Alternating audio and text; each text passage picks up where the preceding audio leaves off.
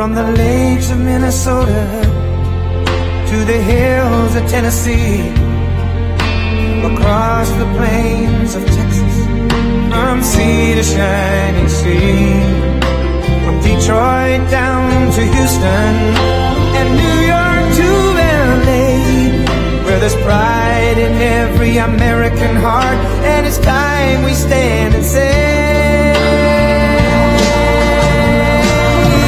that I'm proud to be an American, where at least I know I'm free, and I won't forget the men who died, who gave that right to me, and I gladly stand up next to you and defend her still today, 'cause there ain't no doubt I love this land. God bless the USA.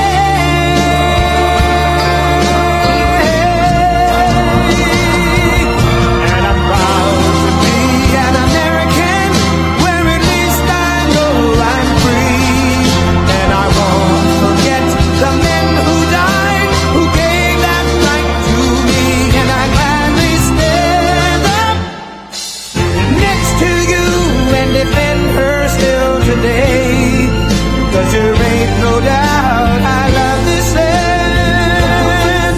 God bless the USA.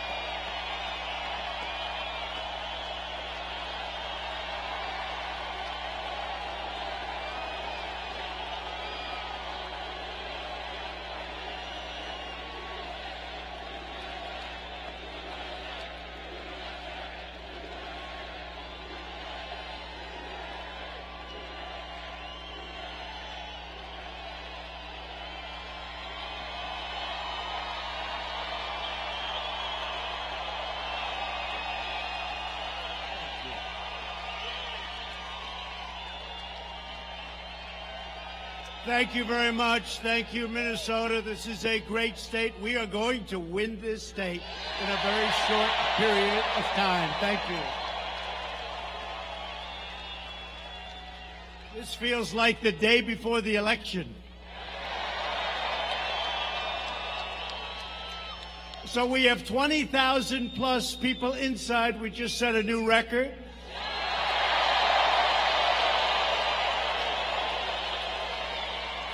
And we have 25,000 people that we still love outside.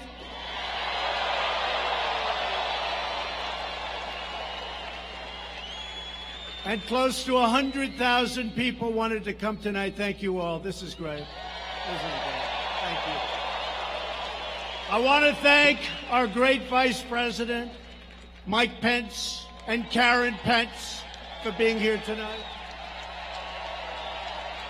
It is great to be back in the Twin Cities with the freedom-loving American patriots who make our country run. You know that.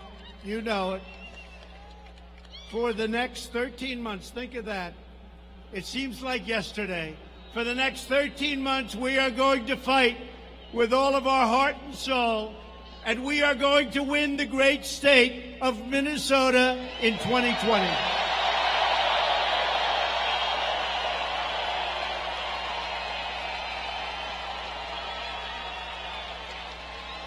America now has the #1 economy anywhere in the world, and it's not even close. You know, I'm dealing with China right now. They're in Washington. We're going to see if we make a deal. But they want to make it. We're going to determine whether or not we want to make it. But they've been very nice. And today I got a call from one of the top representatives. He said, "Congratulations, Mr. President, on having a truly great, great economy." That's pretty nice.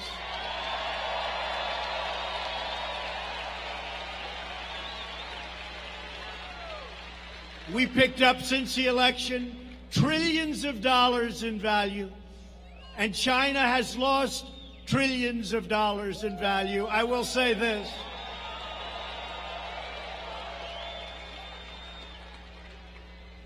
If our opponent had won that election, you know what would have happened? Right now, China would become it would be the #1 economy anywhere in the world. And right now, I can tell you, they're not even close.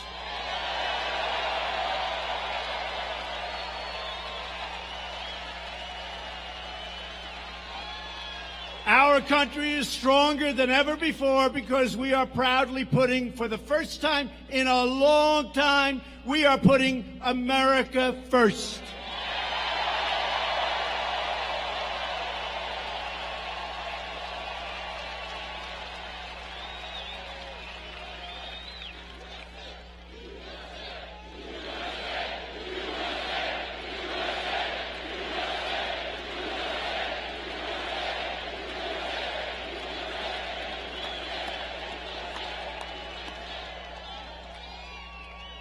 And I have to say, there are a lot of very beautiful red T-shirts in the audience.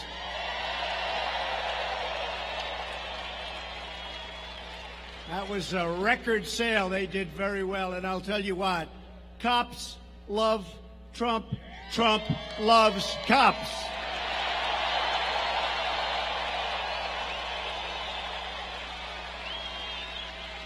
Our bold pursuit of this pro-American agenda has enraged, and you know what's happened? It's enraged the failed ruling class in Washington. Not easy to get them out, but we're doing it slowly but surely.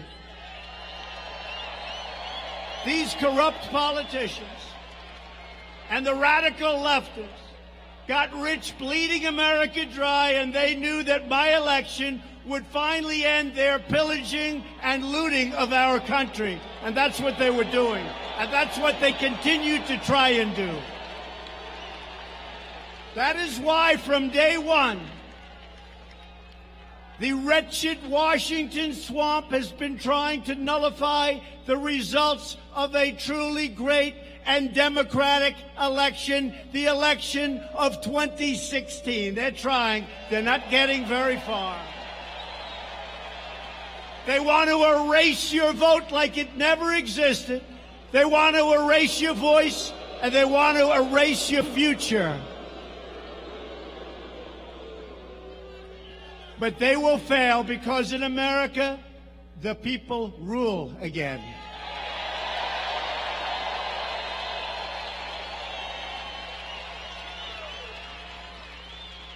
You remember that just 19 minutes after I raised my hand and took the oath of office, the Washington Post, a terrible newspaper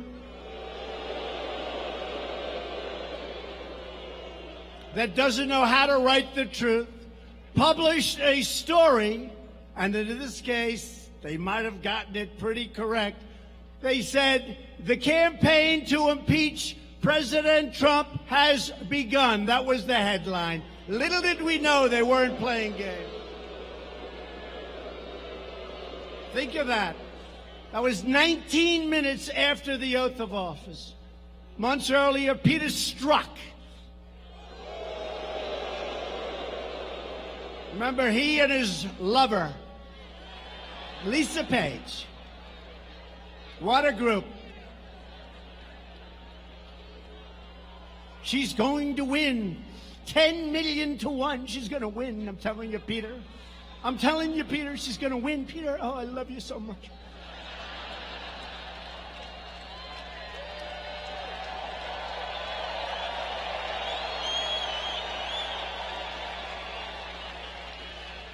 I love you, Peter. I love you too, Lisa. Lisa, I love you. Lisa. Lisa. Oh, God, I love you, Lisa. And if she doesn't win, Lisa, we've got an insurance policy, Lisa. We'll get that son of a bitch out. We got an insurance policy. And we're living through the insurance policy. That's what it is. The phony Russia hoax. Lisa, I love you. Now, the do-nothing Democrat con artists and scammers are getting desperate. 13 months, I got to move fast. because they're not beating us at the polls, and they know it, despite the phony polls that you see all the time. They're phony polls. You know, polls are no different. Remember, I always used to talk about polls? I know polls very well. Polls are no different than crooked writers. They're crooked polls. They're crooked polls. No different. Well, that's a lot of media. Look back there. That's a lot of media.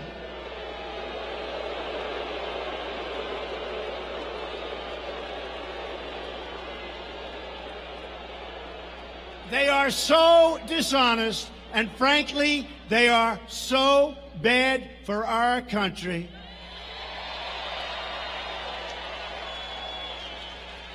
They are so bad. And they could be so good for our country. They could be so good. And maybe they'll change, and maybe they won't. I've been waiting for a long time. You know, after I won the last election, I said, you know, finally, it's okay. Finally, I'll get some great press. They got worse. They got worse. I said, finally, I said to the First Lady, darling, we're going to finally get respect. We're going to finally get media and press coverage that's going to be great. Look at what we've done. And I'm telling you, they did. They got worse. And they know they cannot win. You understand. Well, if you didn't understand, honestly, there's no way anybody could win. Because you'd believe them. If you believe them, there's no way anybody could win, because it's like 94%. I can do the greatest things in history, and they'll make them bad to very bad. And if I do something neutral, it worked out okay, not great, not bad. It's like, give them the electric chair. That was terrible. Right? No, this is the worst. These people and the Democrats, they're partners. It's a partnership. How about on the newscast, like the word manufactured? It's manufactured. And every newscast, tonight in a manufactured deal along the border. The word's never been used before. All of a sudden, every newscast is using it. It's a talking point given to these fakers by the Democrats.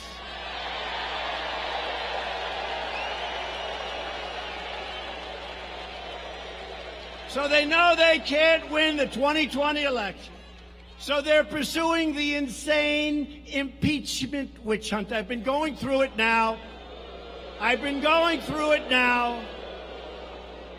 For more time than I've been in office, because, you know, like Strzok with his insurance deal, this was before. Remember this. This was before. That statement was made months before I took office. That statement was made months before the election took place. They said, just in case, we're going to have an insurance policy. That only means one thing. We're going to get them out. So they're telling us we can't let that ever happen again to another president.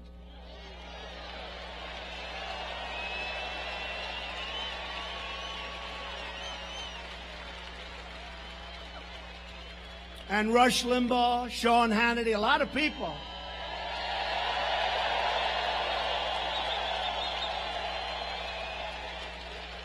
The great Mark Levin. We have a lot of great people. Lou Dobbs. Great people. You know what they said? Every one of them, plus many others. There's no other man that we've ever met that could have taken it. That's true. Maybe I'm a little different up here. I don't know. But I enjoy it. To me, I'm energized because we're draining the swamp.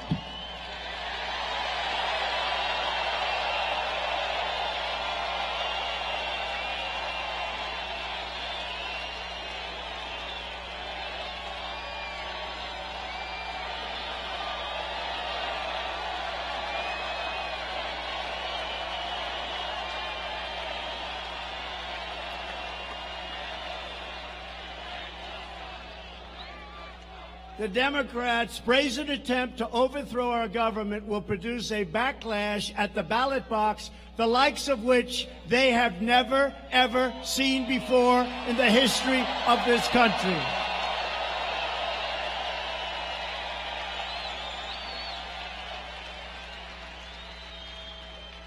These are bad people. My phone call, as an example, with the president of Ukraine was perfect. Everybody that looked at it. And the only reason I released it was that the Democrats put out a phony narrative.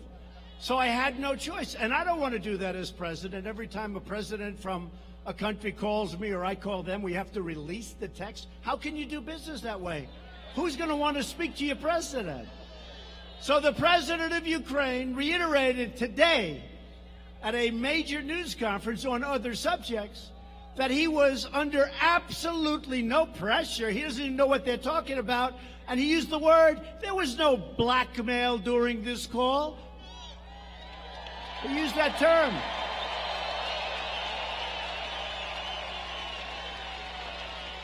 So in theory, that should be the end of it. Think of it. A president of the United States who's made our economy with a lot of help from all of you, frankly, but from Mike and from some of our great senators and some of our great people that we have with us. We made this the strongest economy in our history. We've rebuilt our military. We're taking care of health care like nobody's been able to do. What we've done is incredible. And by the way, we're protecting your Second Amendment. If you don't have me, your Second Amendment is gone.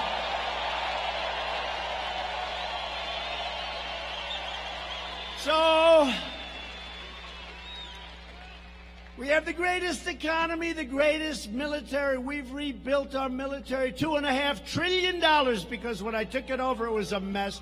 And what do they want to do? Let's impeach our president, right? I don't think so. I don't think so.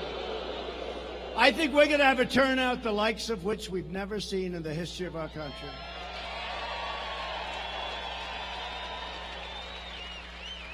So we were really forced just to put it away.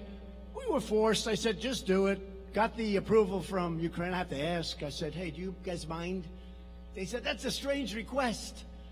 I said, don't worry about it. Do you mind? And they said, please, go ahead. Nothing was said wrong on that call. So we released the transcript of the call, which was so good that crooked Adam Schiff, this guy is crooked.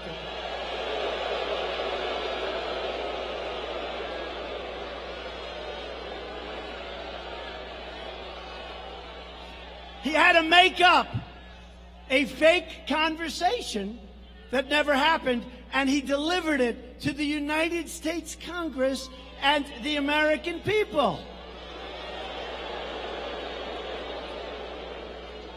It was a total fraud. And then Nancy Pelosi said, oh, I think the president said that.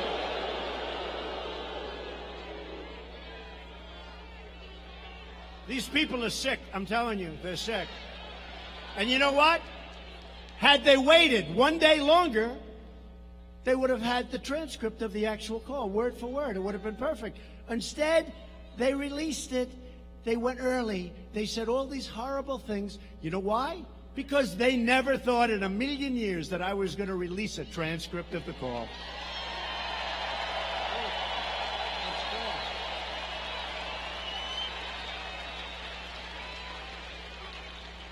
So Nancy Pelosi, upon hearing a false story from a whistleblower that had no clue what was going on in that call, or somebody gave her very bad advice, but also hearing it from Shifty Schiff.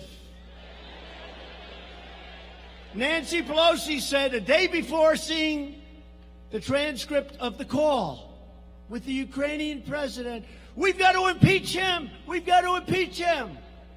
Right? And then she saw the call and she said to her people, what the hell? Nobody ever told me this was the call. But she keeps going anyway because the press is fake and they play right into their hands.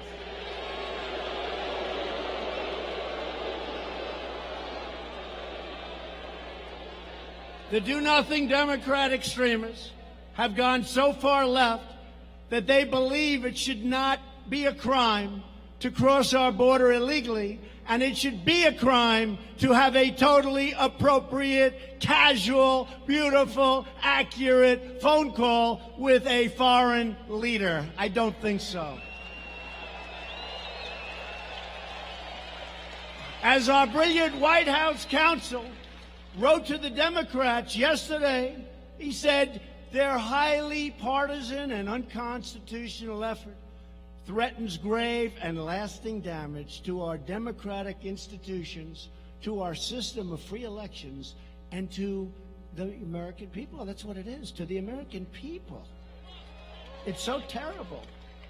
Democrats are on a crusade to destroy our democracy. That's what's happening. We will never let it happen. We will defeat them.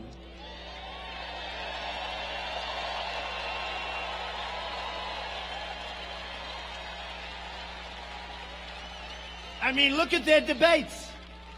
These people are crazy. They want to spend $99 trillion to redo buildings all over the United States. I said, what about China? What about Russia? What about India? What about all these other countries where that stuff is just flowing out? It's all right. Let him give you the answer. Man, did the cops act fast. He's already gone.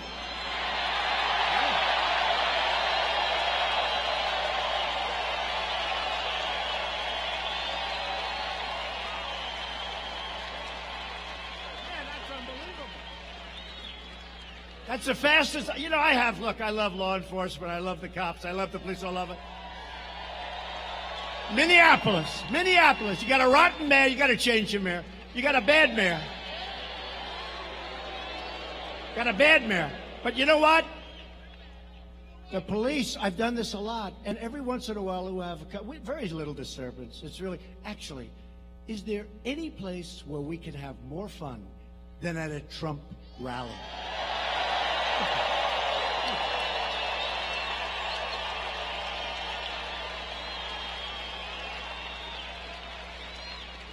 And we've set every record at every place virtually that we've gone. And one of the big musicians said, and Trump does it without a guitar. Can you believe it? Without a guitar. But this guy, so I've had it a lot where, but sometimes it'll take the police like 30 seconds, 50 seconds. It's like Roger Penske when you watch him, who's getting the Presidential Medal of Freedom, by the way, very soon. Great. He won 18 Indy 500s, 18, Roger Penske. But it's like the way they change those tires. It takes 4 seconds to change the whole damn thing. I say, how the hell do they do it? That's the way these cops just reacted.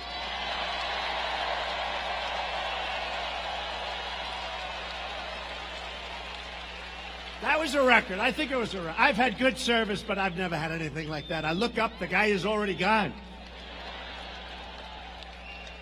We love you with the red shirts. So now the Democrats are making a pathetic bid to save Sleepy Joe. Sleepy Joe Biden. And you know what? I'd love to run against him, to be honest. Anybody like that, if you can't beat him in a debate, you got a big problem, folks. Big. You can't beat him in a debate, you can't be president. Because what are you going to do against President Xi and Kim Jong-un? You can't beat Sleepy Joe. And now we're going to meet with Kim Jong-un. I don't think so. But he's totally owned and totally controlled by the Washington swamp for many years. 2 months after President Obama put Joe in charge of Ukraine policy, they put Joe Biden in charge of Ukraine policy. Listen to this. And the press will not write it. They say, in totally unsubstantiated charges, every time they talk about him, President Trump has said that his son walked away with a fortune. Now, you know that's a totally unsubstantiated charge. Really? It's not unsubstantiated, it's fact. Joe's son, Hunter, got thrown out of the Navy, and then he became a genius on Wall Street in about 2 days. By the way, whatever happened to Hunter? Where the hell is he?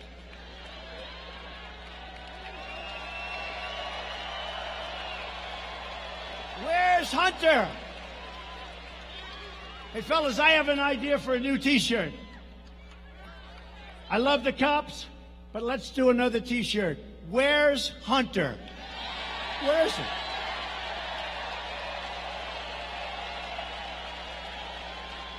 Here's Hunter being examined by Sleepy Eyes Chuck Todd or some of these people.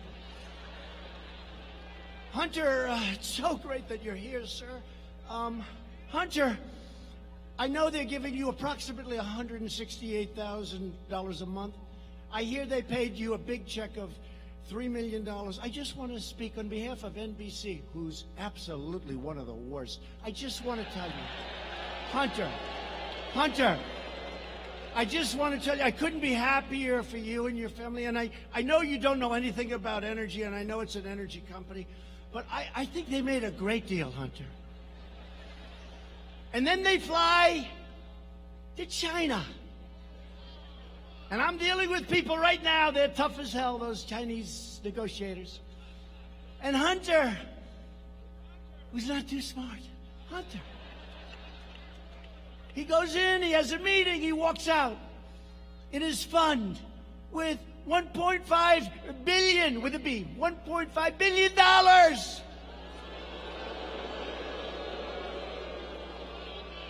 These aren't the same Chinese negotiators that I'm dealing with, I can tell you.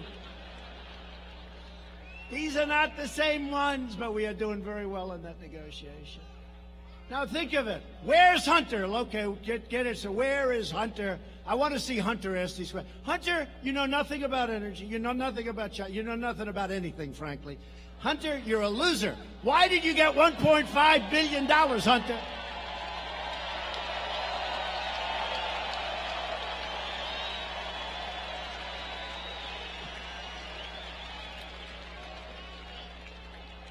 And your father was never considered smart. He was never considered a good senator. He was only a good vice president because he understood how to kiss Barack Obama's ass.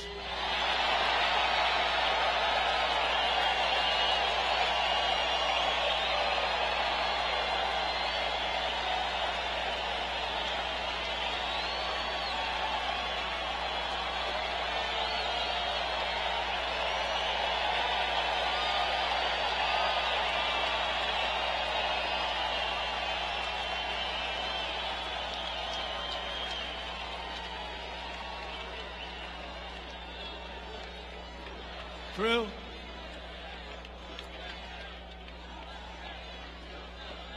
Thank you. Thank you. It's true. It's true. And they're always saying the same thing. Yeah, he got $1.5 billion. We admit it. They admit it. There's nothing. But always that same thing. President Trump made a totally unsubstantiated claim about Hunter Biden and his father. It's not unsubstantiated, you crooked son of a guns. It's 100% true.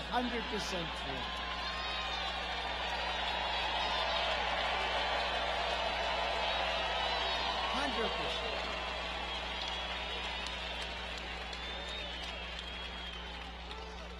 Even the smart guys on Wall Street, and I know all of them, they are smart. They've never seen anything like that one before. I've called them. Does that ever happen? Never happens. Guy walks in, no experience, no nothing. Walks out with $1.5 billion. Gee, flies in on Air Force Two with his father, the vice president. Don't forget, that's when he was vice president. So China gives his son $1.5 billion. How would you like to have Joe Biden take over negotiations right now with China? I don't think so. I don't think so.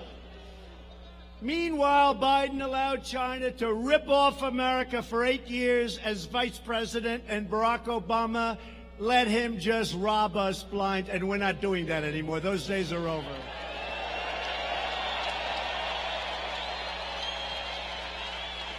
The Bidens got rich, and that is substantiated, while America got robbed. That's what happened. Sleepy Joe and his friends sold out America. They didn't have tough negotiations. I look at these trade deals and I say, who the hell could have done this?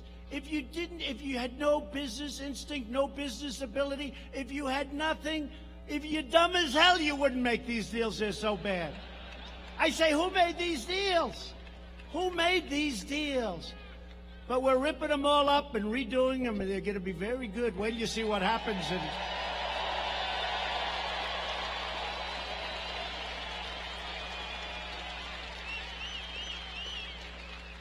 And now that I'm your president, you see it.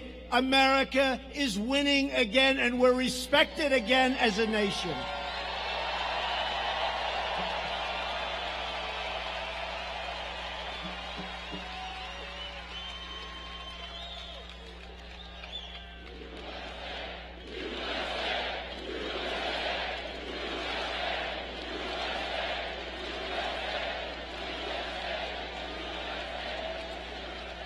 And in a brand new report just came out as I'm walking on the stage. Hard to believe, actually. It turns out that Joe Biden was vice president. He worked with the so-called whistleblower.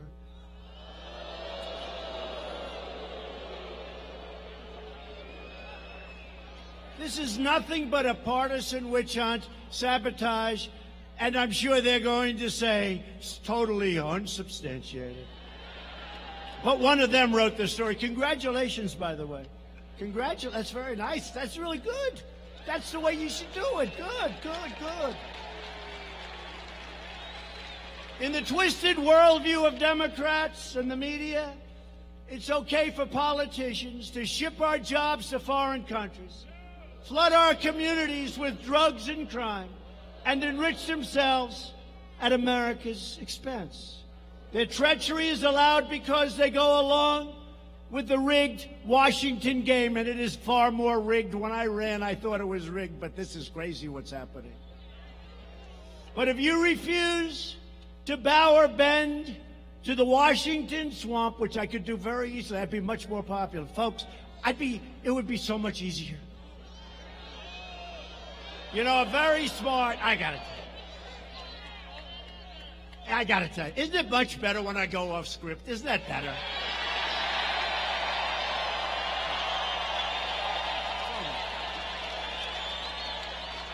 So much better. It's just.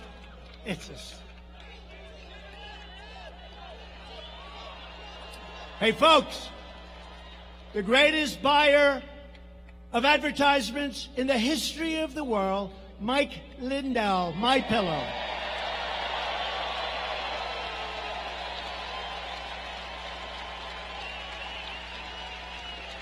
I have never seen so many ads.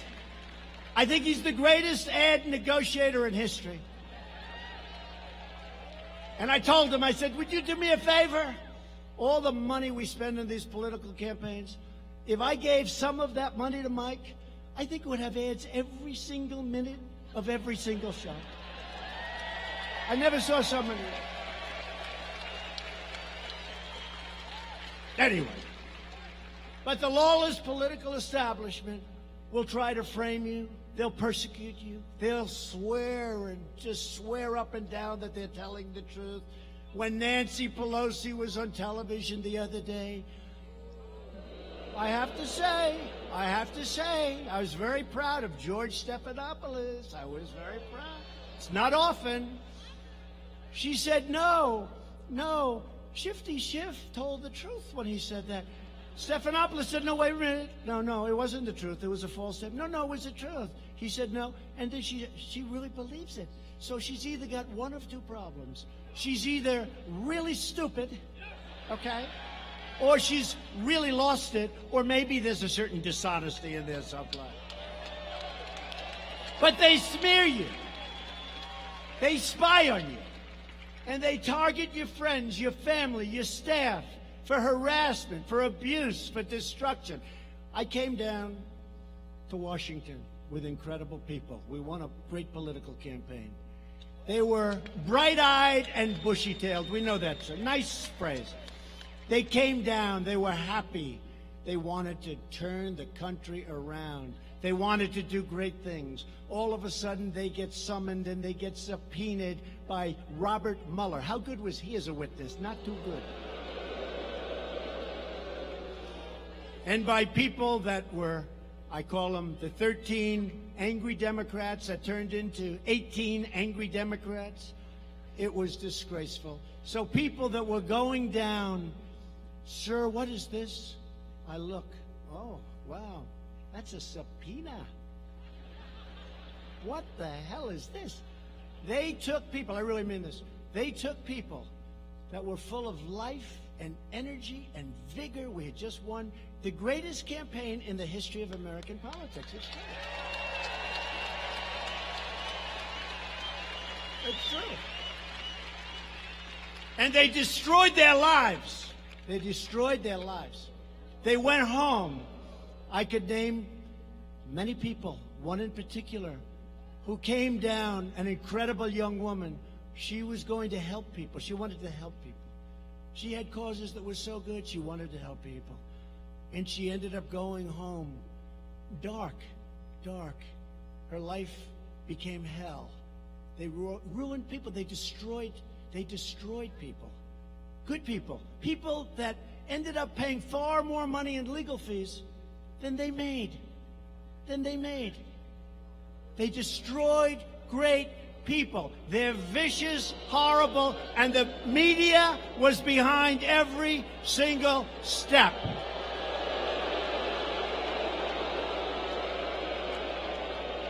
They destroyed so many lives. They destroyed so many lives, and they're continuing to do it, and it's a disgrace.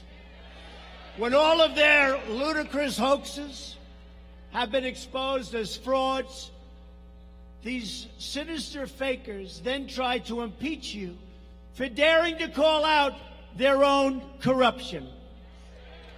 There's nothing like the dirty political establishment. And I have to tell you, this is, a friend of mine, very smart, brilliant guy. He's with me about 2 weeks ago. We just got rid of the Russia hoax, and then a week later, the Ukraine hoax starts. I had a week of I can think about everything perfect, it's so beautiful. And he said, President, I said, call me Donald. You've called me Donald for 35 years. I will. Thank you, Donald. I've lost all my friends because they're all scared to talk, honestly, I'm the president. They can't talk to me anymore. It's like they're afraid. They respect the office. It's true. They say, President, I say, do me a favor, Richard. You've called me Donald for 35 years. Call me Donald, please. I want somebody to call me Donald.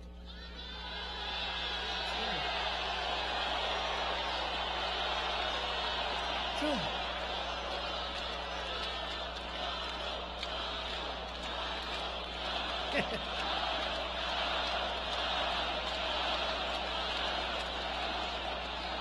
He said to me, I just told him, call me. He said, President, I can't do it, he said. So he says, President, you've been here now for, think of it, almost 3 years. Can you believe we're here 3 years? It's we.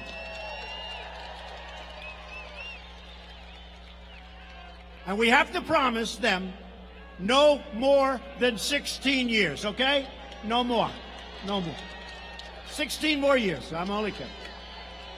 Now they'll go back. See, he wants to run for more. But he said, President, could I ask you a question? It's so important to me. He's a great businessman, very successful. He said, you deal with all of these nations, these great, powerful. Who is the worst to deal with? Is it China? Is it North Korea?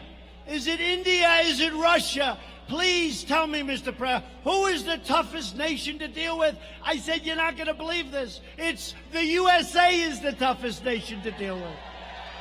The USA. It's true. Because we're dealing with some very sick and deranged people.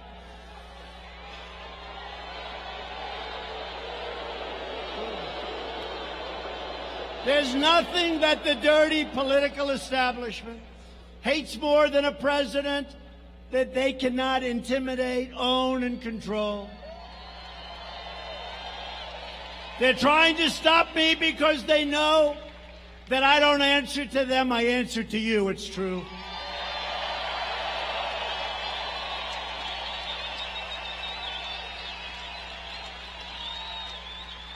I never say this. I don't think I've ever said it in a speech, but maybe they'll find out if I did. Then they'll give me Pinocchio's. He said it before, but I don't know if I ever said it. But you know, I make as president about $450,000. Right? I give it away. No, wait. I don't care. I don't care. I never hear anything. Can you imagine if I didn't? I give it away to, you can only give it. You can't keep it. You can't actually make a gift. You can give it to your different agencies. So I can give it to health, I can give it to transportation, I can give it to military, but I give it away all the time. Now, and if I ever did, but it's $450. If somebody stays from, let's say, a Middle East country in one of my hotels, and we charge him $392.53 for staying, and I never heard of the guy, and I don't want to hear about him. They say Trump is getting rich off our nation. I lose billions being president. I don't care. It's nice to be rich, I guess. But I lose billions. If somebody rents a room someplace and they pay me 2 months in rent or hotel fees, I never heard of the people. I never know who they are. They say emoluments. Nobody ever heard of the word emolument before. Emoluments. It's the craziest thing I've ever seen. I tell you, it's cost me billions of dollars to be president. It really has. And at some point, I'll probably have to prove that, and I look forward to doing it. It's very easy. It's very easy. And there is nothing that makes me happier than making that decision to run and win and straighten out the mess that these people have created.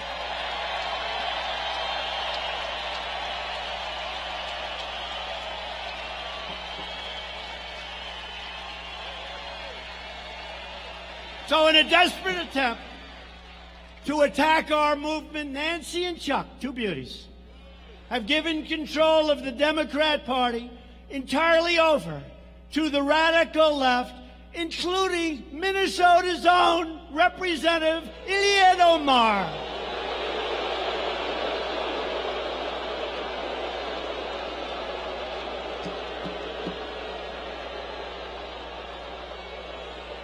You know, I know you people.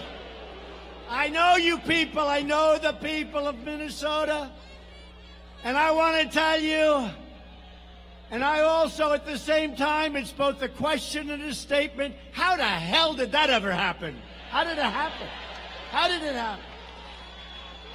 Congresswoman Omar is an America-hating socialist. She minimized the September 11th attack on our homeland, where far more than 3,000 people died, saying some people did something. Big deal. Some people did something. She pleaded for compassion for ISIS recruits right here in Minnesota.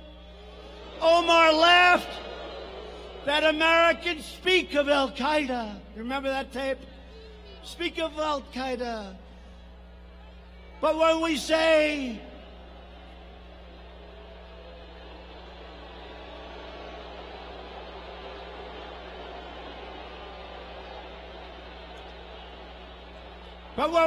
something about the United States, you just don't say America with any intensity. Remember that? Representative Omar has a history of launching virulent anti-Semitic screeds, whether you like it or not. She said the U.S. support for Israel is all about the Benjamins. She said that pro-Israel lawmakers have an allegiance to a foreign country. Omar wrote that Israel has hypnotized the world. May Allah awaken the people and help them to see the evil doings of Israel and the United States.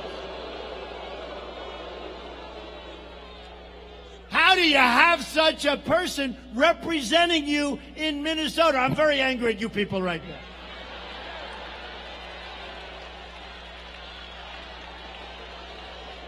She is a disgrace to our country, And she is one of the big reasons that I'm going to win and the Republican Party is going to win Minnesota in 13 months.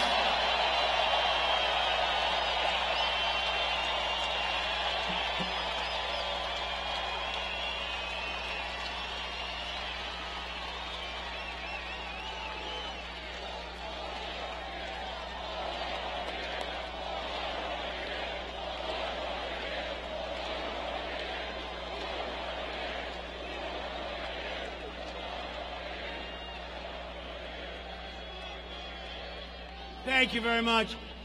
So we're honored to have with us today a special guest, a man that really is a terrific, talented writer. He knows a great deal about all those tangled lies of Omar. Mr. Scott Johnson of Powerline. He wrote some stuff. I can't believe it. Where's Scott? Where's Scott? Thank you, Scott. Thank you, Scott. What a job. Man, do you have her figured out. The only problem is, Scott, it's incredible talent, much more talented than most of these people that you heard about. The problem is they never pick it up. They don't want to pick it up. But we pick it up, Scott, and the people get it, and we thank you for your great reporting. Thank you. Thank you very much. As Scott reported, everything about Omar is a fraud, including her name. Scott reports his sources told him that, quote, Omar's legal husband was Omar's brother and that she had married him for fraudulent purposes. You mean like coming into the United States, maybe? And as Scott says, we have seen a plethora of congressional scandals in our history, yet we have never seen scandals like Omar's in Congress, and nothing gets done about it. I hope that some of you people are looking, because what AOC has gotten away with campaign financing, and what I call it AOC plus 3, that's what it is, and Omar is one of the 3. What AOC has gotten away with all of that money that she used for her personal self with campaign finance is worse, and nothing happens to them, but it happens to you, and it's not fair. The fact is, we're in a struggle for the survival of democracy in America. The only message these radical socialists and extremists will understand is a crushing defeat on November 3rd, 2020.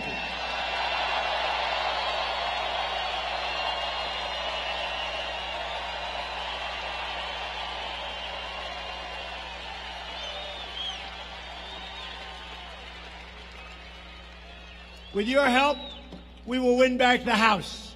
We will keep the Senate. And we will win the White House. And we're thrilled to be joined tonight by some incredible people that have helped me so much. One of your tremendous, talented, tough Congressman, Tom Emmer. Tom.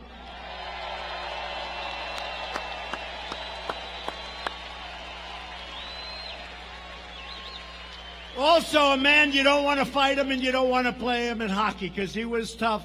He just won, not that recently, but pretty recently, and I was out here campaigning for him and working hard, and it turned out to be an easy race because everyone loves him and respects him. Congressman Pete Stauber.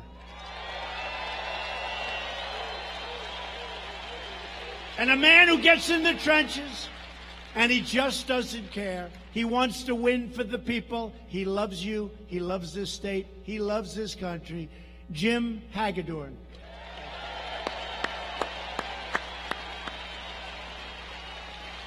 And a great friend of mine with his incredible family. He's a friend. He's smart. I guess you'd say he's brilliant. His education is incredible. His military career has been incredible. Then he ran for office, and now he's a United States Senator from the great state of Arkansas, Senator Tom Cotton.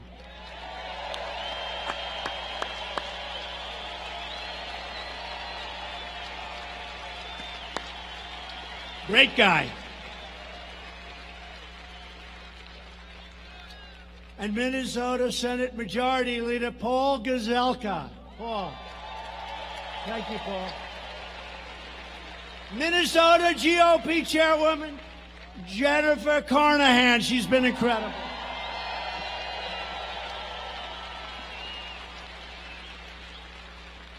I said, Jennifer, are we going to win in 13 months? She said, honestly, sir, I've never seen anything like this. It's going to be easy. Don't ever say. Just assume we're like 2 points behind, okay? 2 points behind. You never, ever, please.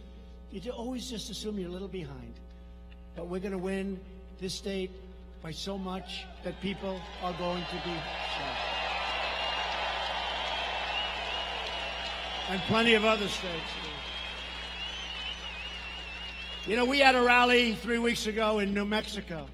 And New Mexico is a hard state for Republicans, hasn't been one in a long time also. And we had receptivity that was unbelievable. The audience was 40% Hispanic, where we're doing great.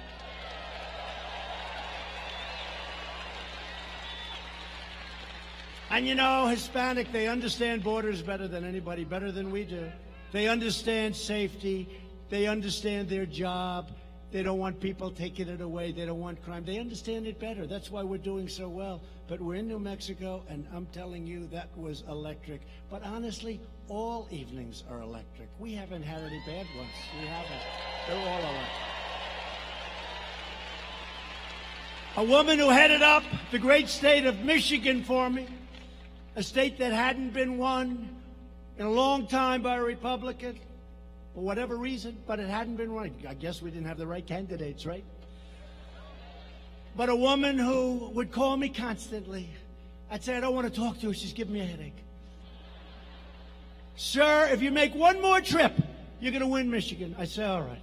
I make the trip. I go back home. I get a call the next one, sir, we need one more. This went over and over and over. And we ended up winning the state of Michigan.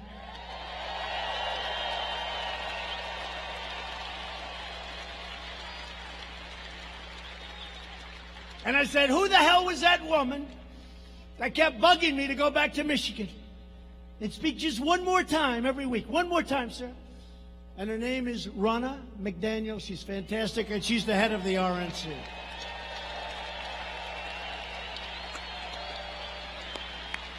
She's great. And our campaign manager, a man who's really been, you know, they used to say that Crooked Hillary had a very, very sophisticated campaign. After she lost, they said, I guess it wasn't sophisticated. We had a sophisticated campaign. Nobody knows the world of computers better than this guy, Brad Parscale. Remember when they used to say it? You know, I never got credit. My father used to teach me, if you can do it for less and win, that's good. He wasn't talking politics. The last thing, he's looking down. He's definitely looking down, not looking up. He was great. He was tough, but he was great. But my father would say, if you can do it for less and win, that's a good thing, not a bad thing. If you can build a building for less money than the guy across the street, and if it's a nicer building and you can rent for less, that's like a good thing. So in the campaign, we spent much less money than crooked Hillary Clinton, much. And we won. And we won. We won 306 to 223. That's a pretty big, remember? Remember they said electoral college. And by the way, when you run, if you're running, the electoral college is like the 100-yard dash. And the total vote, you don't go certain places. You focus. Electoral college, we have to explain to them, it's different. So we won 306. And you remember they used to say, one's the 100-yard dash, you practice. One's the mile, you practice. It's a different race. Winning the total vote is much easier, in my opinion. The electoral college, I had to go to 22 different states. For the total vote, I go to like 4 states maximum, right? Much easier. It's much easier. I'm all for it. But the Electoral College is better for our country because it forces you to go places that you wouldn't go. I love Maine. I went to Maine 4 or 5 times. I needed 1 point. Maine gave me 1 point. And what happened? I went there numerous times. Everyone said, why? Because I was told by these fraudsters back here in the media that Trump cannot get to 270. He cannot get. They had me maximum, if everything worked, right, at 269. So I kept going to Maine. And you know what? We won that 1 point in Maine. But I kept going. They say, why? I said, well, first of all, it is really a beautiful place. But we won the point. But they said he cannot get to 270. I heard this for months and months. I had such a headache. Almost as bad as listening to Mike's damn commercials about those pillows. Maybe I need one of those pillows to cure my headache. Does it cure headaches? I think so. But here's the thing. So they said he cannot get to 270. In other words, you can't win. You don't get to 270. It's over. You can't win, right? He cannot do it. There's no way of doing it. And they were right. I got to 306.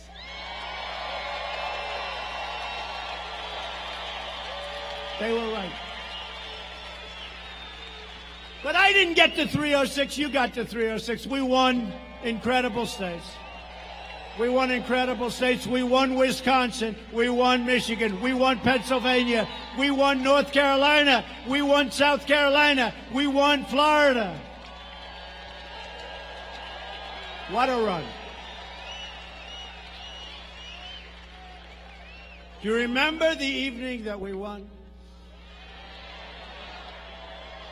I think, look, forgetting me, I think it was one of all of us together because we all worked hard. I was the messenger, but we all worked hard. That was our victory, not my victory. But that was one of the greatest nights in the history of television. One of the greatest nights. And hopefully it'll go down when we're allowed to get all of this stuff seeded. You know, it's like a tree. You plant it, it has to go, but it needs a little. That's why we need the 4 more additional years. It's got to grab on and catch. So they can't destroy it.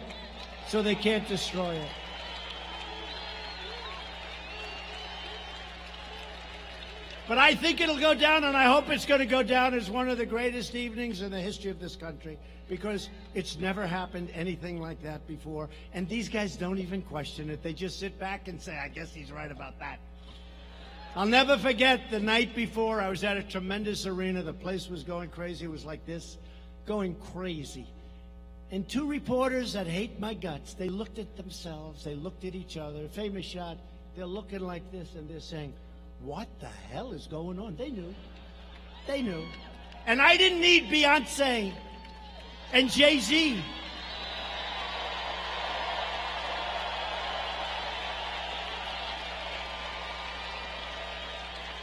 And I didn't need little Bruce Springsteen and all of these people. They got all these people.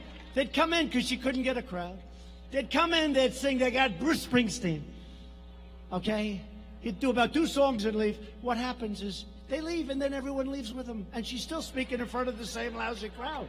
It's the craziest thing I've ever seen. And then they complain sometimes I'll use a terrible word like hell. The other day I used the word hell. I got hell. They said he used terrible language. I used the word hell. It was so bad. But you got to hear Jay-Z, the words he was using. He was using the F word all over the place.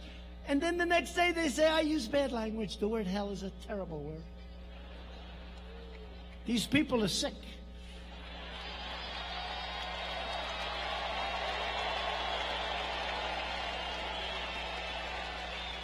But that was an amazing evening. I'll never forget that evening. It's, look, outside of your family and your children and things. I love you too, darling.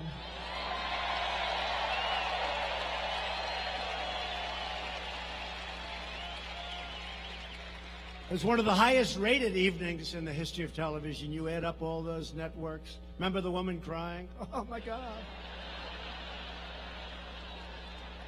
No, they weren't biased at all. Now, another very special man who's with us today, but he'll never be a man to me. He'll always be my boy. You know what I mean, right? He's my boy. He's my little 6'6" boy, Eric Trump.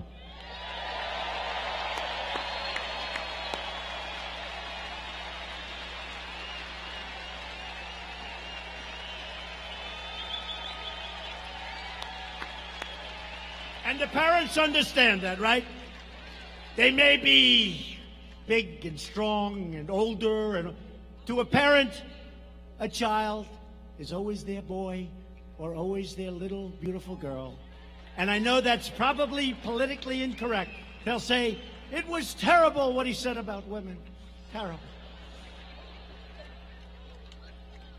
But they're our boy and they're our girl, and it doesn't matter how old we get and how old they get. Is that a correct statement?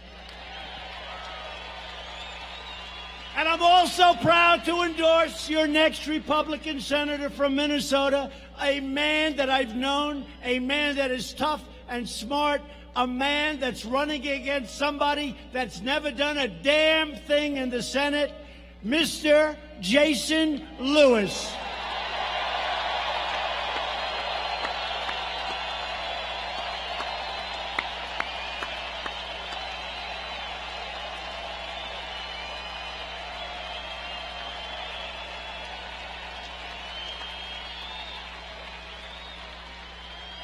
And Jason did a great job in Congress. Congressman Lewis, thank you very much. And thank you for putting up with all of this stuff, because I'll tell you, it's going to be nasty. It's going to be nasty. They're going to make up stories about you. They're going to say things that's going to want to make your wife say, why did I marry this guy? Just say, don't worry about it. It's just another phony story. Thank you very much, Mr. and Mrs. Lewis. Jason, thank you.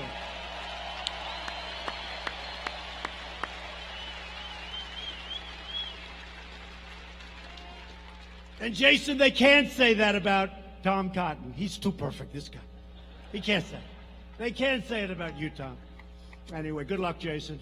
Do well. And I don't know why, but with all of the great people I just introduced, for tonight, maybe this is the most important verse. Because I turned on a very good show in the morning, Fox and Friends. They treat us great. I just want fairness. What a great group. Ainsley and Steve, and by the way, Brian's gotten a lot better, right? Brian was a 7, and he's getting close to 10 territory.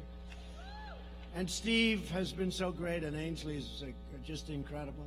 And sometimes Pete Hegseth gets on there for the weekend. And how good does Jesse Waters do? How good? Just some really great people.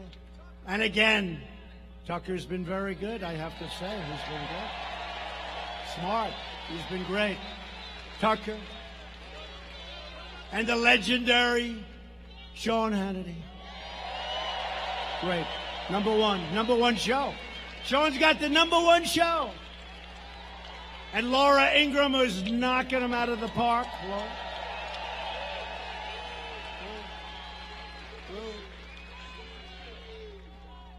And you go over Maria Bartiromo.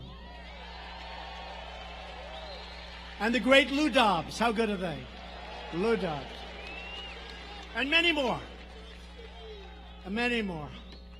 How about Greg? Greg used to hate me. Now he's good. Oh, we can't forget Judge Jeanine.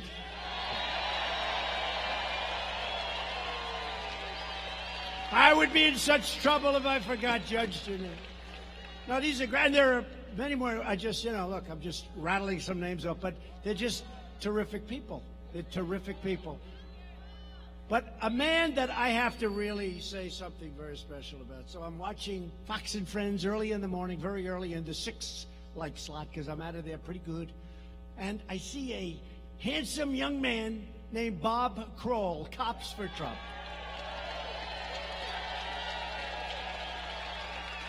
And he's talking about this lousy mayor they've got. Now, he didn't quite say that, but I say it. He's talking about this lousy mayor that won't let the cops, the police, the law enforcement. My father always used to say, son, He meant it too. Never say cops. It's disrespectful. Say police officer. I say, okay, Bob. But honestly, the truth is, with time, I love you guys. Whether you're cops, police officers, law enforcement, I'll call you whatever you want. It doesn't matter. You are so great, so respected. You don't even know how much our public loves you. You don't know it. You don't know it.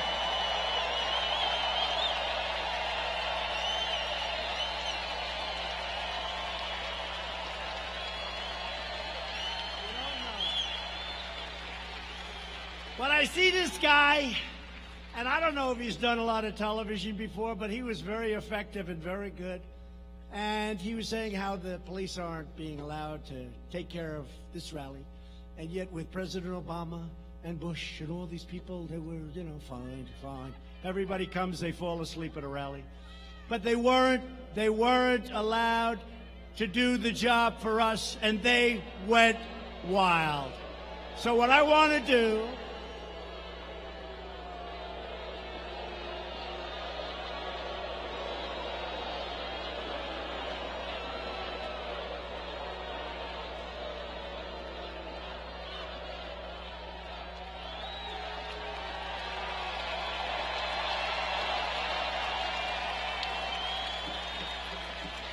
Go home to Mommy. Mommy says, I saw you on television tonight. I love Trump. Don't you ever do that again. Yes, Mom. Yes.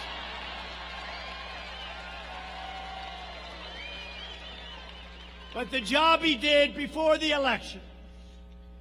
I came right here to Minnesota, and I pledged to address this really important issue. And it's the issue of law enforcement. And when I saw this man, this great gentleman on television, pouring out his guts, pouring out his heart, I don't know him. He knows I've been good to law enforcement. He knows I've been good to, as my father would say, the police. He knows I love the cops. He knows that. And so does everyone else. I mean, it's so many shirts, so many red shirts, and there are plenty of people here without the red shirts. And I want to just tell you, the respect that we have for law enforcement is unbound. It's unbound. Come up here, Bob, come up.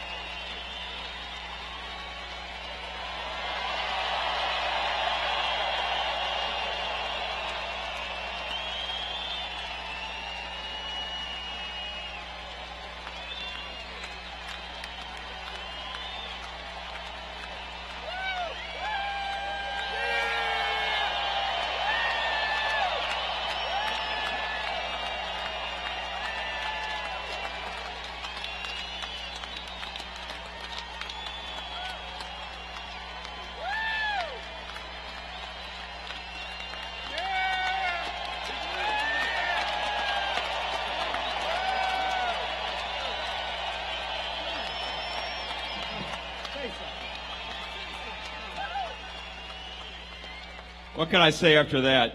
Tune in, Fox, 10:15 tonight. Shannon Bream, they asked us on. How can you thank this guy for everything he's done for law enforcement? Wonderful president.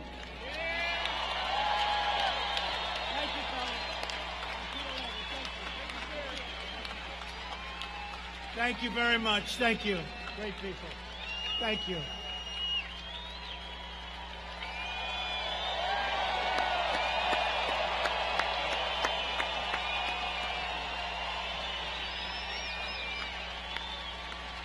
What a group.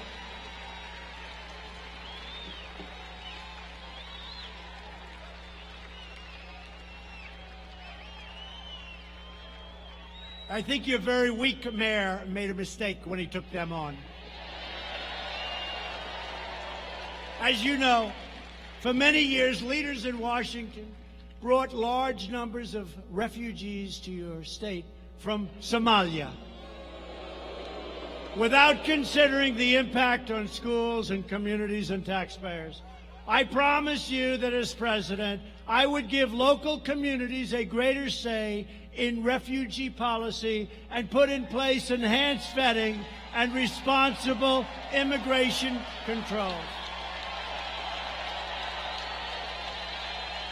And I've done that. Since coming into office, I have reduced refugee resettlement by 85%. And as you know, maybe especially in Minnesota, I kept another promise. I issued an executive action making clear that no refugees will be resettled in any city or any state without the express written consent of that city or that state. So speak to your mayor.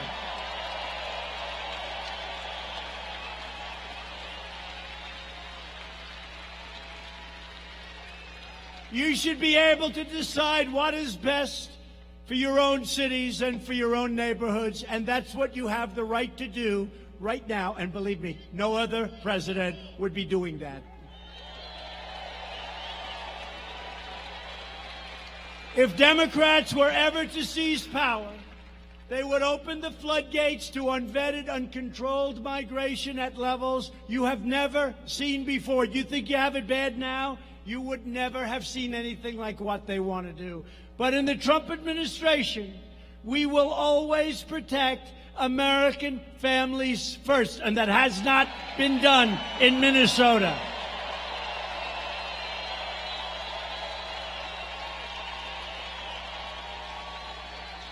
We've also implemented the strongest screening and vetting mechanisms ever put into place. We are keeping terrorists, criminals, and extremists the hell out of our country.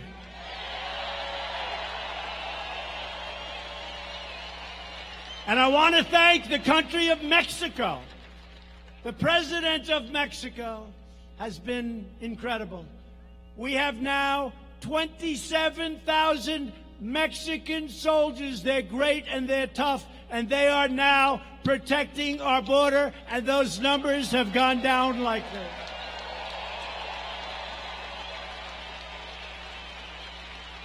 Thank you, Mr. President. We will not make the mistakes made in European countries that allow a violent ideology to take root in our country, on our shores. We're not going to allow it to happen.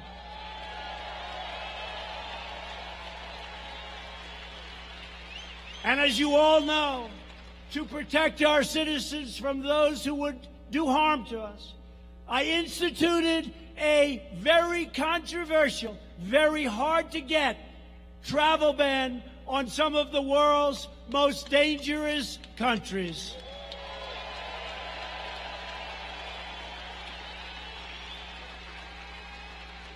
And the other day, one of the fake news reporters in the back said they were talking about the travel ban, and they said, well, you know, the president has lost in court. They said, where? On the travel ban. And he's right. I lost, and then I lost at the appellate division, and then I won at the United States Supreme Court. Right? And he knew that, but he said, I lost on the, and he was right. I lost. And then I lost again. But then I won.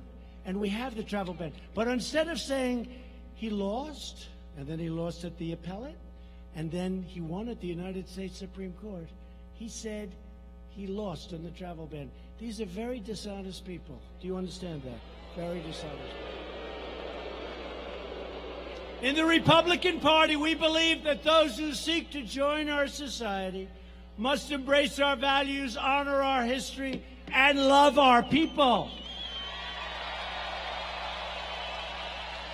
Democrats also support deadly sanctuary cities, which release dangerous criminal aliens into the heart of your communities, and we're not letting it happen anymore. Republicans believe American cities should be sanctuaries for Americans, not for criminal aliens. My administration is taking historic action to secure the border. We have reduced illegal border crossings by over 60% since May, and we are building the wall faster than anyone ever anticipated it could be built.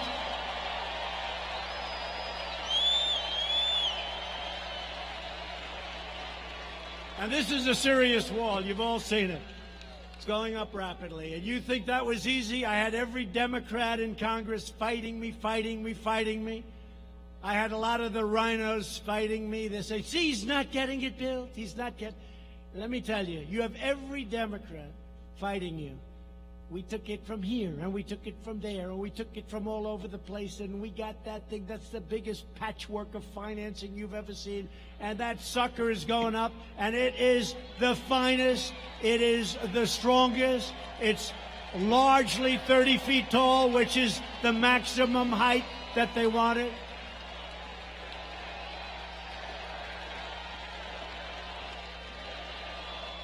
I went to the Border Patrol, and I sat down with 15 representatives of the Border Patrol. And I said, what do you want? What's your ideal? I actually said, I want to give you the Rolls Royce. And they killed me for that. They said, it's not an American-made product. They happen to be right. No, they're right about that one. They're actually right there, Tom. But I said, I want to give you the Rolls Royce of walls. Tell me. And they told me everything. And then we built some alternative walls. We built all different types. We built about 7 of them. And then we had climbers come in. The one that worked the best was the one we're building. It also, unfortunately, the bad news, it's also the most expensive, but we got it for the right price. We got it for the right price.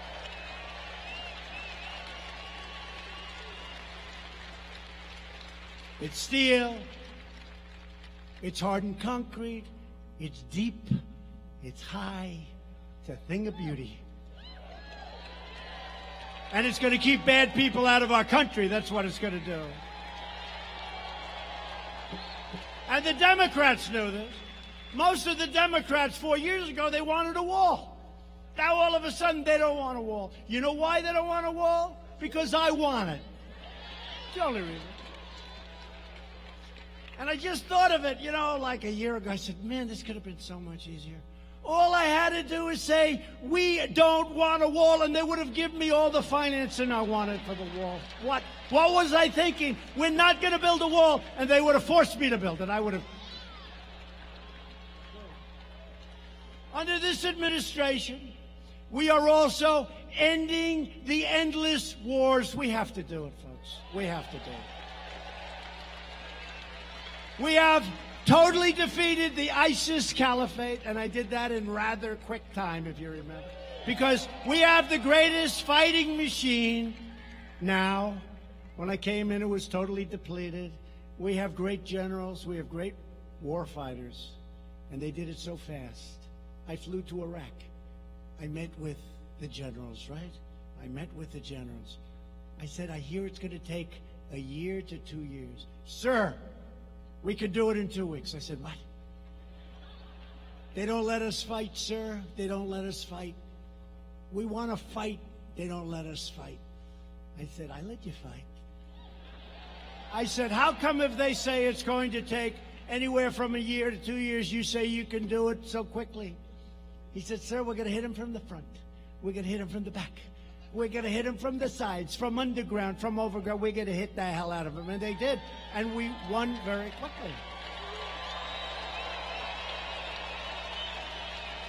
But from now on, we want to fight where it is to the benefit of the United States of America, not to the benefit of other countries. And we will only fight to win. We're only going to fight to win. We don't fight to win. We don't fight to win. The Turks have been fighting with the Kurds for 2 centuries. And Turkey, as you know, is a NATO ally. But I've been rough on them. We've defeated 100% of that ISIS caliphate and no longer have any troops in the area. We don't have any troops. The troops have been pulled out. Where Turkey is carrying out now a very tough campaign against the Kurds. Get them out.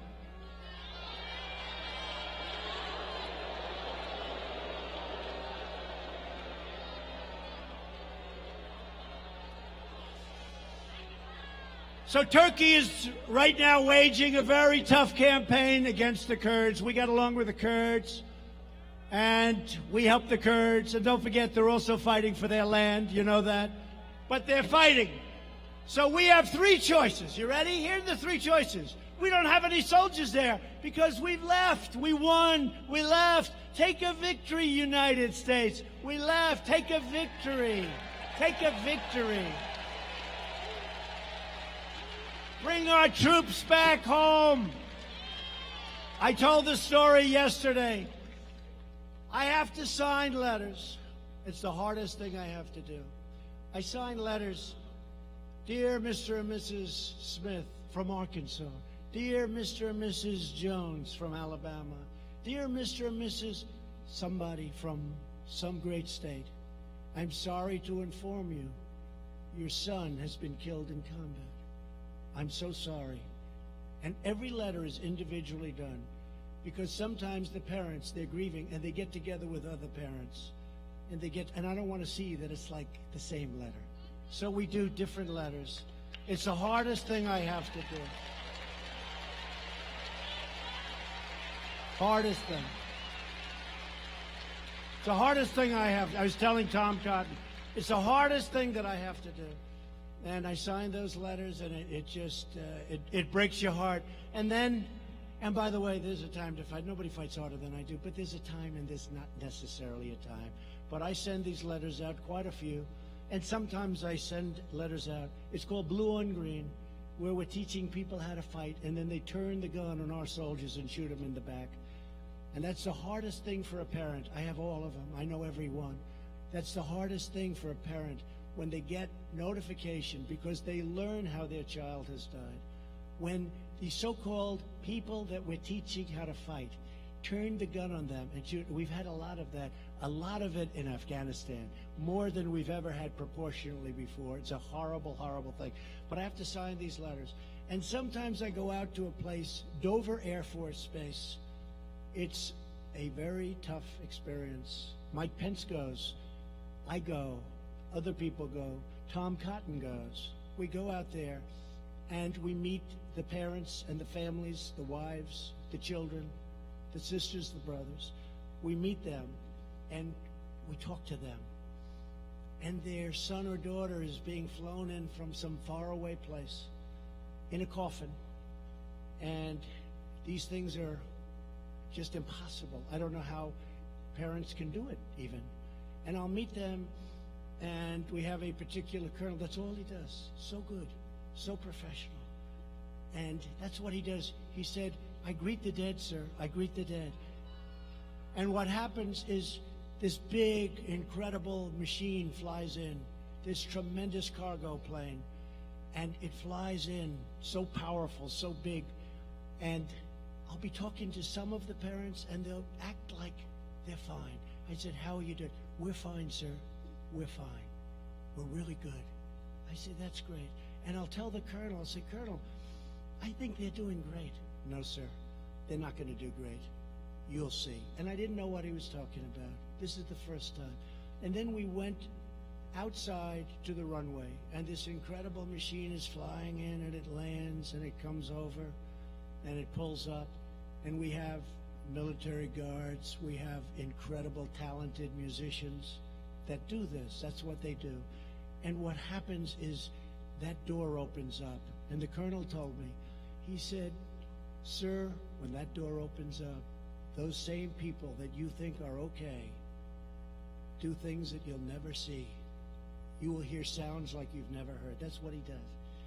And I saw that door open up with a coffin, with a flag over it. The door is open, and these beautiful soldiers, 5 or 6 on each side, lifting the coffin and walking down the runway, the plank they call it, off this cargo plane. And I see parents make sounds that were just 20 minutes ago absolutely fine. Make sounds, scream and cry like you've never seen before. The colonel was telling me that, sir, you'll see things that you've never seen before. A mother who was fine 20 minutes ago, you think, breaking the military line and jumping off and then jumping onto a coffin of her son or her daughter. Jumping on top of the flowers, on top of the American flag. I've seen this. And then I have all these people that want to stay. They want to stay. And I don't want to stay.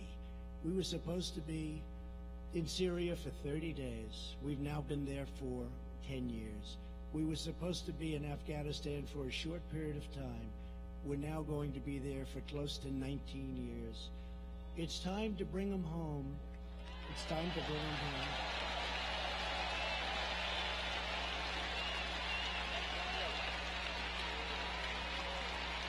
It's true.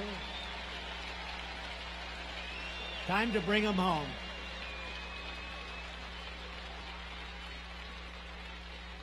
We've done our job. We've defeated everyone that we're supposed to defeat. And now we are policing. We are now policing. That's what we're doing. We're policing. And that, as I said, no more respect for the police, but these are military people, and those are police. But we are now policing. We're not fighting, we're policing. And you know what? After all of these years, and one other story, and I have to tell you, I go to Walter Reed on Friday, and I do it quite often. I gave out 5 Purple Hearts, and I meet people that are so beautiful, so amazing. I met 5 warriors, and one was so badly hurt with a loss of arms and a leg. Another one, they're just very, very devastated. But these are great, great people. And I gave out the Purple Heart, and I see the parents, and I have to say, Walter Reed, I want to just say the doctors there, the job they do. You know, you hear so many complaints about the doctors and about the vets and the vets care, and nobody's done better. We got choice for the vets. We did things for the vets that nobody thought would be possible.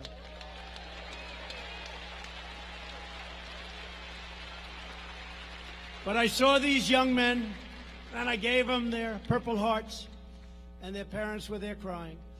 And one of them was so amazing. I said, "What's your problem?" "Sir, my face was blown apart. My nose was absolutely just blown apart." He said, "Sir, it's incredible." And I looked at him and said, "That's the most beautiful nose I've ever seen." "What do you mean?" He said, "A doctor worked on my face for 10 hours in the field. He said there were 1,000 fragments." Now, I don't know if that's right, but, well, a lot. He meant a lot. He said there were 1,000 fragments. He rebuilt my nose with glue. He glued the bones together. He rebuilt my nose. I say, "You have the most beautiful nose I've ever seen," and it's true. And his father came over to me. He said, "Sir," father was crying. He said, "Sir, honestly, my son looks better now." He said, "My son did not have a good-looking nose. Now look at it. It's beautiful. It's beautiful." But these doctors at Walter Reed and these Army and Marine and the medical doctors, they are unbelievably great people. And they see sights that you and I hopefully will never see. They see things that nobody will ever see. And there's nobody like them. And I have to give a shout out to those people. There's nobody like them.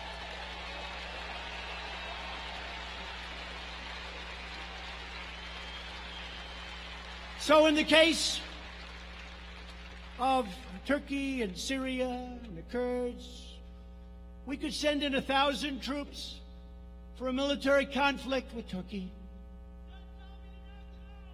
No, you don't want to do that. We could hit Turkey very hard financially. Or we could mediate a deal between Turkey and the Kurds. I like that. You know, let's mediate a deal. But remember, they've been fighting each other for hundreds of years. And we were artificially put there, in this case, by President Obama. So we did our job. We knocked out. And I'll tell you another thing. We have to be treated fairly. We have to be treated fairly. We're not treated fairly by other nations. We captured many, many ISIS fighters. Most of them came from Europe. They came from Germany. They came from France. They came from all of these countries. And we called them. I called them myself in many cases. I said, take your fighters. They said, we don't want them. You take them. I said, no, no, no. We did you a big favor. They're citizens of Germany. They're citizens of France. They're citizens of these various countries in Europe. Take your fighters. We don't want them, sir. We don't want them. And I said, how unfair are we treated? We do them a great favor, and they won't take the fighters. So we're doing some things that are pretty amazing, and every once in a while you have to change course and do what you have to do. The United States has spent $8 trillion in the Middle East. We've lost thousands of brave soldiers and tens of thousands of terribly wounded people, great people. Their lives will never be the same. These wars produced only chaos and bloodshed. And all of the blood and treasure we sacrificed made the Middle East it's less safe, it's less stable, and it's less secure. And I say it all the time. The single greatest mistake our country made in its history was going into the quicksand of the Middle East. We spent $8 trillion and lost thousands of lives. And by the way, the other side, we can talk about that, lost millions of lives. What did we do? So we're going to pull them out, and we're pulling people out, and we're trying to make good deals, and we're going to bring our soldiers back home. And we may need them for something else, and they'll be ready. Previous administrations lust for regime change and also put historic Christian communities in vastly more danger than they were before we started. They are some of the biggest victims of these power vacuums and reckless foreign adventures. The Christians. And we work hard with the Christians. We have tremendous evangelical support. We work hard with the Christians. So we're slowly getting out of the Middle East. We're doing it carefully, and we're rebuilding our military like we have never rebuilt our military before. When I came into office, a very prominent general told me, because it looked like we could have a big conflict with someone, said, sir, we have no ammunition. We had old planes.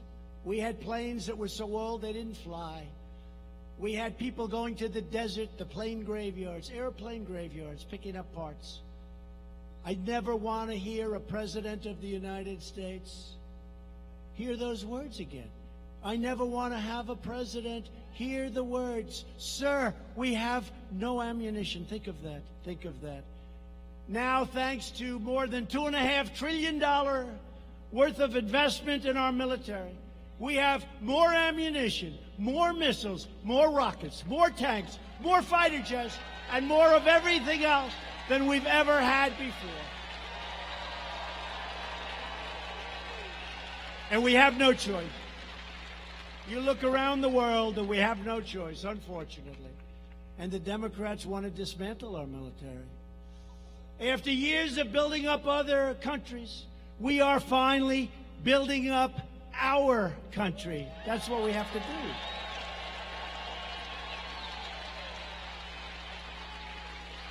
We're replacing the disaster known as NAFTA with the brand new U.S.-Mexico-Canada agreement, USMCA, a giant victory for our farmers, ranchers, workers in Minnesota. Congress should pass USMCA immediately. We hope that Nancy Pelosi can start thinking about passing some legislation instead of thinking about nonsense. And to protect our industrial backbone, I place tariffs on foreign aluminum and foreign steel. And I'm also fighting back against years of chronic trade abuse from China, and the supply chain of China, which was unbreakable, is now breaking wide open. And they understand that. And I don't blame China for what's taken place over the last 25 years. I blame the people that led our country, that let that happen, where hundreds of billions of dollars a year was taken from our country to build China. It's not China's fault. In the previous administration, they put our nation's natural resources under lock and key, including thousands and thousands of acres in a place called Superior National Forest. Last year, I traveled to Duluth and announced that we would be ending this injustice, reopening Superior National Forest, and restoring mineral exploration for the iron ore mines of Minnesota. Tremendous job.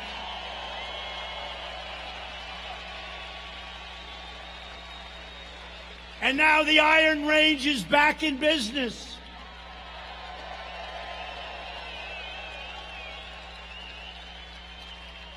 And the last time I was here, a man came up to me and said, "Sir, President Obama took our heart away, took our life away." I'll never forget it.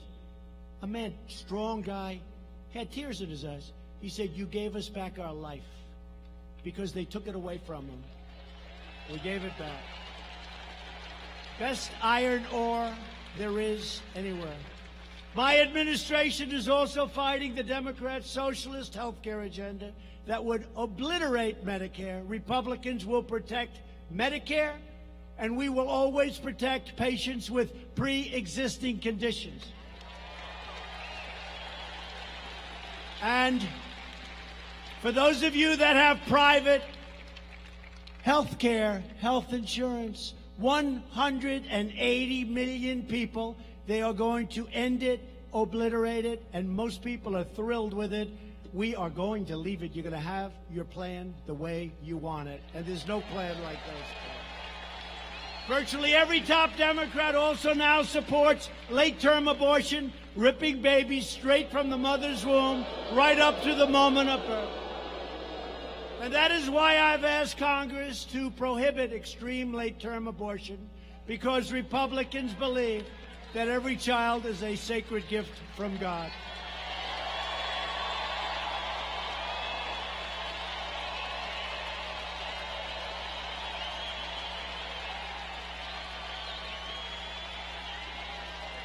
Democrats are now the party of high taxes, high crime, open borders, late-term abortion, socialism, and blatant Washington corruption. The Republican Party is the party of the American worker, the American family, and it's the party of the American dream.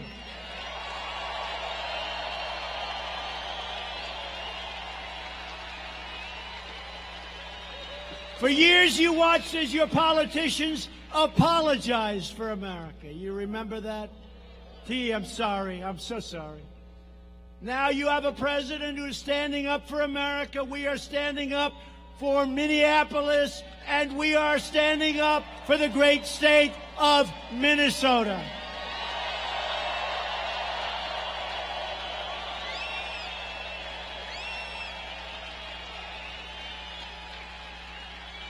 We begin this political campaign with the best record, the best results, the best agenda, and the only positive vision for America. We begin this campaign with, right now, almost 3 years of perhaps the most successful administration in the history of our country. Together, we will help millions more citizens, from welfare to work, from dependence to independence, and from poverty to prosperity. With your help, we will re-elect and we will elect a Republican Congress to create a safe, modern, fair, and lawful system of immigration. We will enact trade deals that ensure more products are proudly stamped with that beautiful phrase, "Made in the USA." We will achieve new breakthroughs in science and medicine, finding new cures for childhood cancer, and ending the AIDS epidemic in America within 10 years. Nobody thought that could be done. It's going to be done. We will defend privacy, free speech, free assembly, religious liberty, and the right to keep and bear arms.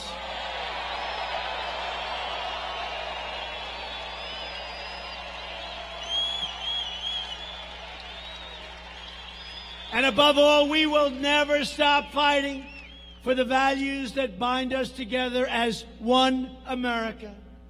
We support, protect, and defend the Constitution of the United States.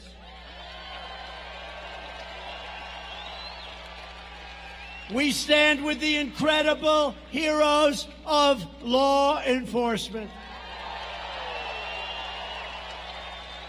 We believe in the dignity of work and the sanctity of life. We believe that children should be taught to love our country, honor our history, and always respect our great American flag.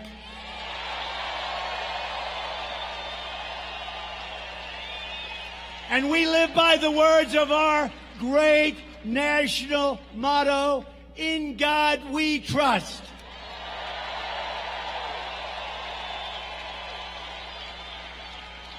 We stand on the shoulders of American patriots who built this country into the greatest nation ever to exist in history. Our ancestors crossed the oceans, settled the continent, tamed the wilderness, revolutionized industry, pioneered science, won 2 world wars, defeated fascism and communism, and put a man on the face of the moon. Proud citizens like the people of Minnesota helped build this country, and together we are taking back our country. We are returning power to you, the American people. With your help, your devotion, your drive, we are going to keep on working, we are going to keep on fighting, and we are going to keep on winning, winning, winning, winning.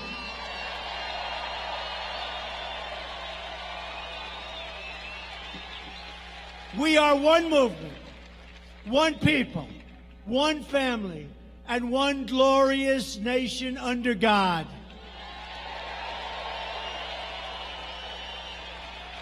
America is thriving like never before. And ladies and gentlemen of Minnesota, I will tell you this with great certainty, the best is yet to come.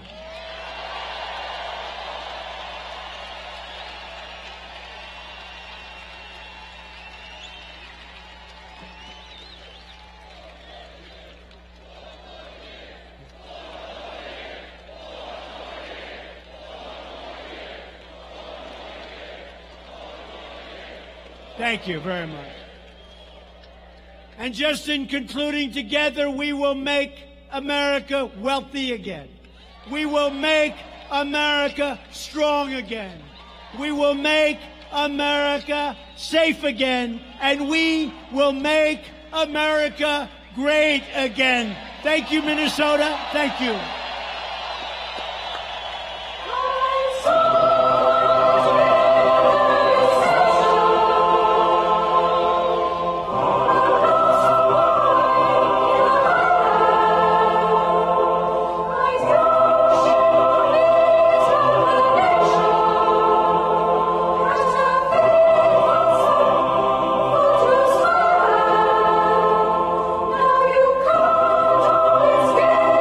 Joy.